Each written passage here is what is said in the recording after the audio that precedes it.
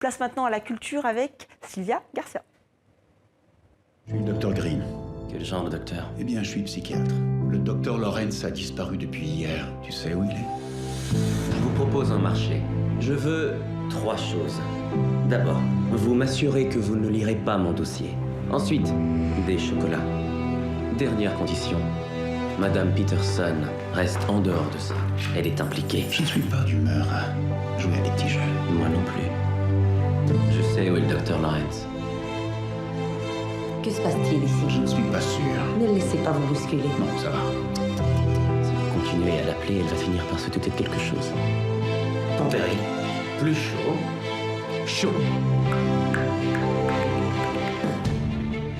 Bonsoir Sylvia. Bonsoir Estelle. La chanson de l'éléphant sort donc dans les salles de cinéma ce mercredi en France. Oui, film canadien signé du réalisateur belge Charles Binamé avec en tête d'affiche, vous l'aurez reconnu, Xavier Dolan en déséquilibré mental. C'est un huis clos psychiatrique. À la veille de Noël, la disparition soudaine d'un médecin provoque une onde de choc dans l'hôpital où il exerce. Le dernier à l'avoir vu est Michael, un jeune patient qui va jouer au chat et à la souris. Mais vous le savez, la souris effraie l'éléphant, il y a l'air mais pas la chanson. Les critiques soulignent davantage la maîtrise de l'image que celle de la narration. Le film est pourtant auréolé du prix écran canadien du meilleur scénario adapté et signé par l'auteur de la pièce, puisque c'est une pièce au départ, Nicolas Billon.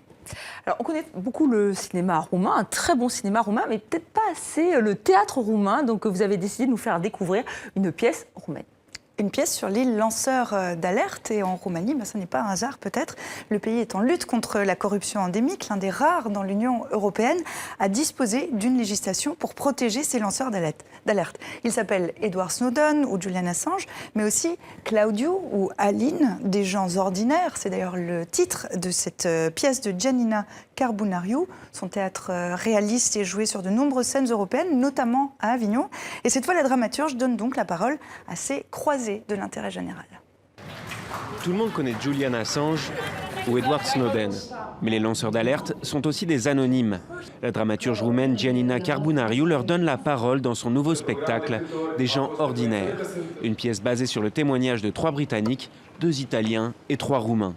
Ils ont dénoncé des abus dans différents domaines, allant du système de santé à la construction des routes. Ces gens ne sont ni Superman ni Batman.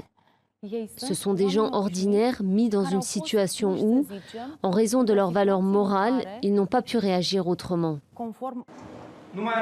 Mélange de réalité et de fiction, le spectacle met en lumière les épreuves vécues par les lanceurs d'alerte, souvent perçus comme des mouchards et soumis à de fortes pressions. C'est paradoxal.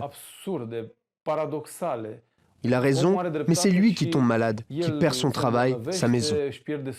Florine Cochoulette joue Alin Goga, un lanceur d'alerte roumain ayant signalé des irrégularités dans la construction d'une autoroute. Les spectateurs ont rencontré le vrai Alin Goga lors d'un festival international. Je ne me considère pas comme une victime, je me suis levé et je me suis battu.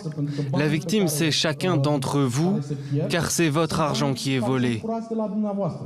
Selon sa créatrice, la pièce attend toujours une fin, car la situation des lanceurs d'alerte reste incertaine à travers le monde.